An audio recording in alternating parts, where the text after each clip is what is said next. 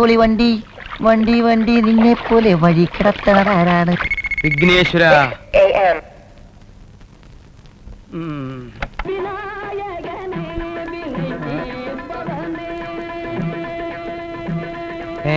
ചായ വെച്ചിട്ടില്ലേ രമണ? എടാ രമേശ, കൊറേ നാളായി ഈ പടല കളഞ്ഞ് 1000 മേടിക്കുന്ന ആ ചെറ്റ കേൾക്കൂല. എടാ രമേശ, എടാ ഈ രമണൻ രമേശനൊക്കെ അവിടെ പോയി. മുതലാളിയല്ലേ പറഞ്ഞത് ഹോട്ടലിൽ പെയിന്റ് അടിക്കുന്നതുകൊണ്ട് രമേശനോട് ഹോട്ടലിൽ പോയി കിടക്കാൻ. അപ്പൊ രമണനോ? രമണി ഇവിടെ അല്ലേ കിടക്കാൻ പറ്റുള്ളൂ. അതെന്താന്ന്? കല്യാണം കഴിഞ്ഞാ പിന്നെ പെണ്ണിന്റെ കൂടെ അല്ലാതെ ഹോട്ടലിൽ പോയി കിടക്കാൻ പറ്റുമോ? ഞാൻ ഒറ്റ വീക്കു ചെന്നുണ്ടല്ലോ തുറക്കാ.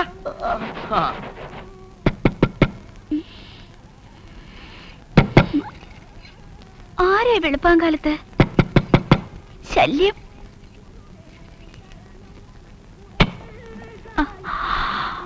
എന്താ ചായ ഇങ്ങ് തന്നേക്ക്. നിനക്ക് ചായ കൊണ്ടു തരാൻ ഞാൻ ആരും ഇവിടുത്തെ ബാല്യക്കാരനോ?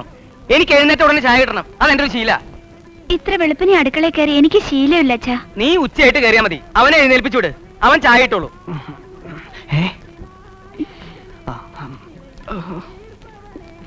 എന്റെ ഭർത്താവ് അടുക്കളയിൽ കയറുന്നത് എനിക്കിഷ്ടമല്ല. വെളുപ്പിന് ചായ വേണമെങ്കിൽ ഒരു വേലക്കാരിയെ നിർത്തണം. അഹങ്കാരി, നീ ആരോട് സംസാരിക്കുന്നറിയോ? എന്റെ ഭർത്താവിന്റെ അച്ഛനോട്. എനിക്ക് കുറച്ചുകൂടെ കിടക്കണം. അച്ഛൻ ചെല്ല്. പുത്തരിയിൽ കല്ല് കടിച്ചു. ഞാനും അത് മുതലാളിയോട് പറയണമെന്ന് വിചാരിച്ചിരിക്കുകയായിരുന്നു. മുതലാളിയുടെ ഹോട്ടലിലെ ഊണിനെ പറ്റി പൊതുവേ അങ്ങനെ ഒരു പരാതി ഉണ്ട്. ഹോട്ടലിലല്ലടോ കല്ല് കടിച്ചത്, പിന്നെ വീട്ടിലാണോ? അരിയില്ലാത്ത കല്ല്, കല്ലില്ലാത്ത അരി വാങ്ങിച്ചാ പോലെ മുതലാളി. സ്റ്റോൺലെസ് അരിയിലല്ലടോ കല്ല് കടിച്ചത്. പിന്നെ കറിയിലാണോ? തന്റെ തന്തയുടെ മൂത്രത്തില്. ആ കല്ലെങ്ങനെ മുതലാളിയുടെ ആഹാരത്തിൽ വന്നു? താൻ കൊണ്ടുവന്നിട്ടു. എന്റെ മോന് താൻ കണ്ടുപിടിച്ച ചരക്കില്ലേ, അതിലാണ് കല്ല്. ആ കുട്ടിക്ക് ഇത്ര ചെറുപ്പത്തിലെ കല്ലുണ്ടാകാന്ന് വെച്ചാൽ എന്റെ ഈശ്വരോ. പേട്ട് വക്കീലേ, ആ പെണ്ണ് എന്റെ വീട്ടിൽ വന്ന് സമാധാനവും കെടുത്തി അവിടെ കുളവും തോണ്ടി. ഓഹോ, അവിടെ പൈപ്പും കിണറുമൊക്കെ ഉള്ള സ്ഥിതിക്ക് കുളത്തിന്റെ ആവശ്യമില്ലാന്ന് മുതലാളിക്ക് പറഞ്ഞ് മനസ്സിലാക്കാറില്ലേ? തനിക്ക് ആരടോ മരക്കഴുത വക്കീലിന്റെ സുന്നത്ത് എന്നത്? അയ്യേ, സുന്നത്തല്ല മുതലാളി, സന്നത്. സന്നതെങ്കിൽ സന്നത്ത്. ആ പരമനാരിയുടെ മോള് ഒരാഴ്ച കൊണ്ട് എന്റെ മോനെ ഒടിച്ചു നുറുക്കി കക്ഷത്തി വെച്ചടോ. അവനിപ്പൊ മുറിന്ന് അവള് പുറത്തേക്ക് ഇറക്കണില്ല. ഓഹോ, അങ്ങനെയോ? എന്റെ ശീലങ്ങളൊക്കെ തകിടം മറിഞ്ഞു. ഒരുമാതിരി ചന്തക്കാരി പെണ്ണുങ്ങളുടെ പോലെ രണ്ടും കൽപ്പിച്ച് അവളെ ഇറങ്ങിയിരിക്കുക. തറവാട്ടി പറഞ്ഞതിന്റെ യാതൊരു ലക്ഷവും കാണുന്നില്ല. അതിനവള് തറവാട്ടുകാരി ആയിട്ട് വേണ്ട. അപ്പൊ താനല്ലേ പറഞ്ഞത് അവള് തറവാട്ടി പറഞ്ഞാണെന്ന്? അതെ അതെ, തറവാട്ടി പറഞ്ഞതാണ്. പക്ഷെ ജനിച്ചത് സർക്കാർ ആശുപത്രിയിലാണല്ലോ. അതുകൊണ്ട് സർക്കാർ ആശുപത്രി ജനിക്കുന്ന കുട്ടികൾക്ക് എല്ലാം പിടിച്ചടക്കാനുള്ളത് പ്രവണത അതുള്ളതാ. മെഡിക്കൽ സയൻസിൽ അതിനെ ചെറോമാനിയ എന്ന് പറയും.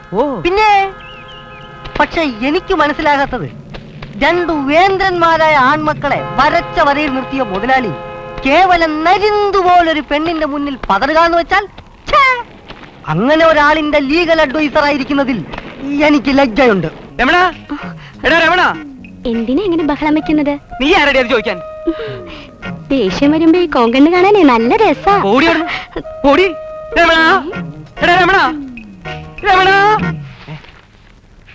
അച്ഛൻ വിളിക്കുന്നു. നിങ്ങൾ അവിടെ ഇരിക്കെ, അങ്ങേരെ അവിടെ കിടന്ന് കീറട്ടെ. രമണ, അച്ഛൻ പിന്നെയും വിളിക്കുന്നു. ഇന്നെന്റെ 16 ഉറപ്പാ. എന്നാലൊരു കാര്യം ചെയ്യേ, നിങ്ങൾ ഇതൊക്കെ ഒന്ന് തേച്ച് മടക്കി വെക്ക്. ഞാൻ അവിടെ ചെന്ന് അച്ഛനെ തേച്ച് മടക്കിക്കോളാം. അത് കൊള്ളാം. അച്ഛയുടെ ചൂടും പറ്റി അവിടെ തന്നെ ഇരിക്കാതെ ഇങ്ങോട്ട് ഇറങ്ങി വരാനാ പറഞ്ഞത്. അച്ഛൻ എന്ത് വേണം? ഞാൻ രമണനെ വിളിച്ചു. രമണ ബാത്റൂമില്ല. അവൻ ഈ നേരത്തെ ബാത്റൂമിൽ പോവാറില്ലല്ലോ. അതിനൊക്കെ പ്രത്യേക സമയമുണ്ടോ? നിന്റെ വീട്ടിൽ അതിനുള്ള സമയവും സ്ഥലവും കാണത്തില്ലായിരിക്കും. എന്റെ മക്കളെ ഞാൻ ചിട്ടയോടെ തന്നെ വളർത്തിയത്. അവര് മൂത്രമൊഴിക്കേണ്ട സമയത്തെ മൂത്രമൊഴിക്കൂ. നീ വന്ന് അതും തെറ്റിച്ചു. അതിന്റെ ആശ്വാസവും അവർക്കുണ്ട്. തറുതല പറയുന്നോടി. ആരോട് ചോദിച്ചിട്ട് നീ വേറെ കാര്യം നടത്തിയത്? ആരോടും ചോദിച്ചില്ല. ഇന്നലെ എന്റെ അച്ഛൻ വിശേഷങ്ങൾ അറിയാൻ വിളിച്ചിരുന്നു. ഇവിടുത്തെ ബുദ്ധിമുട്ടുകൾ അറിഞ്ഞപ്പോ അച്ഛൻ അയച്ചെന്നാ ചാരില്ലതേ. നല്ല കൈപ്പുണ്യമുള്ളവളാ. കഴിച്ചു നോക്കില്ലേ? വേലക്കാരി വെച്ചത് എന്റെ പട്ടിക്ക് കൊടുക്കും. ചാരില്ലതേ, ഇതെടുത്താ പട്ടിക്ക് കൊടുക്ക്. അച്ഛൻ ഹോട്ടലിൽ നിന്ന് കഴിച്ചോളും. പെണ്ണായി പിറന്നുപോയി. ഇല്ലെങ്കിൽ പപ്പടം പൊടിക്കുന്ന പോലെ ഞാൻ പൊടിച്ചേനെ. അങ്ങനെ ഒരു പട്ടി നിന്നണ്ട. ഞാനുള്ളപ്പോ ഞാൻ തന്നെ തിന്നോളാം.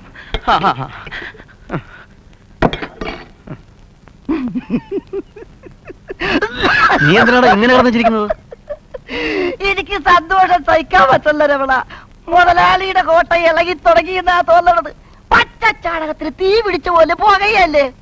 നിന്റെ പൊണ്ടാട്ടിക്ക് ഇത്രയും തന്റെ ഉണ്ടെന്ന് ഞാൻ കരുതിയില്ല. അതുകൊണ്ടല്ലേ ഇത് തന്നെ മതിയെന്ന് ഞാൻ വാശി പിടിച്ചത്. സത്യം പറയാല്ലോ രമണ, ഉച്ച കൂട് കഴിച്ചപ്പോ എന്റെ കണ്ണ് നിറഞ്ഞുപോയി. വയറ് നിറഞ്ഞില്ലേ? ഇത്രക്ക് മനോഹരമായ ഒരു ശാപ്പാട് എന്റെ ലൈഫിൽ ഞാൻ കഴിച്ചിട്ടില്ല. അതെന്താ ഇനി എന്നും കഴിക്കാമല്ലോ. സംഗതിയൊക്കെ കൊള്ളാം. പക്ഷെ മുതലാളിയുടെ ഒരു പരാതിയിൽ കടമ്പെടുന്ന് എനിക്ക് തോന്നുന്നു. കല്യാണം കഴിഞ്ഞ പിന്നെ രമൺ എന്തിനാ എപ്പോഴും ഈ മുറിയിൽ ഇങ്ങനെ അടയിരിക്കുന്നത്? ആരെങ്കിലും കേട്ടാൽ എന്ത് പറയും? മോശമല്ലേ? ഭാര്യയുടെ പാവാടച്ചരയിൽ തൂങ്ങി നടക്കാന്നല്ലേ പറയുള്ളൂ. ചേച്ചേ, ആ അതെ, ഞാൻ എപ്പോഴും പൗർണമിയുടെ കൺവെട്ടത്ത് തന്നെ കാണണമെന്നാ. എന്നോട് എന്ത് സ്നേഹമാണെന്നോ. ഒരു കണക്കിന് അത് നന്നായി. അച്ഛന്റെ മുമ്പിലെങ്ങാനും അറിയാതെ ചെന്ന് പെട്ടാൽ. പെങ്കോന്തെന്ന് കേട്ടട്ടേ ഉള്ളൂ, ഇപ്പൊ കണ്ടു. എന്താ? അല്ല, രമണൻ ഭാഗ്യവാനാന്ന് ആ, പറയുക. ഒരു പെണ്ണിന്റെ സ്നേഹം ഒരു പുരുഷന് മാത്രം കിട്ടാന്ന് വെച്ചാ ഹോ, അയ്യോ 100 ആയുസാ. ഇപ്പൊ പൗർണമിയുടെ കാര്യം പറഞ്ഞ് നാക്ക് വായിൽ ഇട്ടതേ ഉള്ളു. ദേ ഉള്ളത് പറയാലോ, സംഗതി കലക്കി. ഡ്രൈവർക്ക് ഇവിടെ പ്രത്യേക റൂം കൊടുത്തിട്ടില്ലേ രമണ? ഉണ്ടല്ലോ, കണ്ടിട്ടില്ലേ താഴെ? പിന്നെ നമ്മുടെ ബെഡ്റൂമിൽ വന്നിരിക്കുന്നതോ? ആ, അത് ഞങ്ങൾ തമ്മിൽ പറഞ്ഞു കൊടറേ. അതെ, ഞങ്ങൾ തമ്മിൽ ഇടാപെടാ ബന്ധമുണ്ട്. നിങ്ങളുടെ കല്യാണത്തിന് മുമ്പ് ഇതായിരുന്നു ഞങ്ങളുടെ ബെഡ്റൂം. അത് കല്യാണത്തിന് മുൻപ്. പണ്ട് പലതും നടന്നിട്ടുണ്ടാവും. ഇന്ന് രമണൻ എന്റെ ഹസ്ബൻഡാ. ഇത് ഞങ്ങളുടെ ബെഡ്റൂമും. അപ്പോ ഞാനിവിടെ ഇങ്ങനെ കയറി ഇറങ്ങണ ഇനി ശരിയല്ലല്ലേ? അതെ. അത് ഞാൻ അറിഞ്ഞില്ല. വരട്ടെ കൊച്ചു മുതലാളി. പോട്ടെ മുതലാളിച്ചി.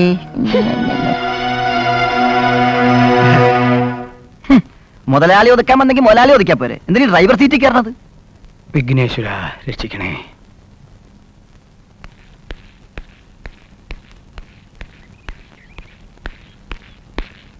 സാരഥി, സാരഥി കുമാര, ഈ തെണ്ടി എവിടെ പോയി കിടക്കണു?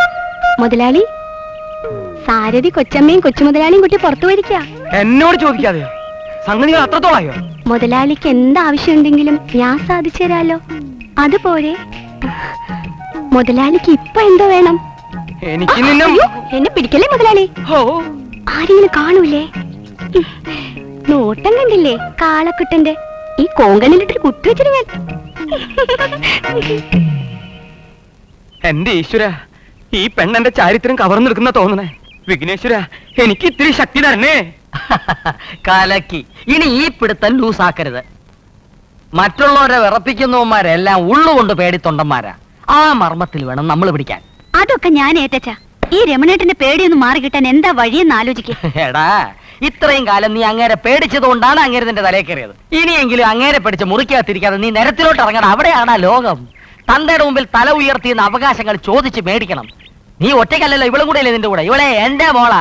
നീ ചായ കുടിക്കടാ. ഓ, മനസ്സറിഞ്ഞ് ഇപ്പൊ ഒന്നും തരുമെന്ന് തോന്നുന്നില്ല. ഇല്ലേ, പിടിച്ചു മേടിക്കണോടി. ആയാക്ക് രമണൻ ഒരു തുണിക്കട ഇട്ട് കൊടുത്താൽ എന്താ?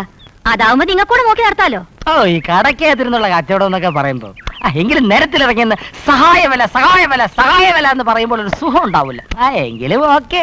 അല്ല, അമ്മ പറഞ്ഞത് നല്ലൊരു ഐഡിയ. എന്നാ മടിച്ചു നിൽക്കാതെ വേഗം തന്തയോട് പോയി ചോദിക്കേ. ഞാൻ പൗർണമിയെ കൊണ്ട് അച്ഛനോട് ചോദിപ്പിക്കാം.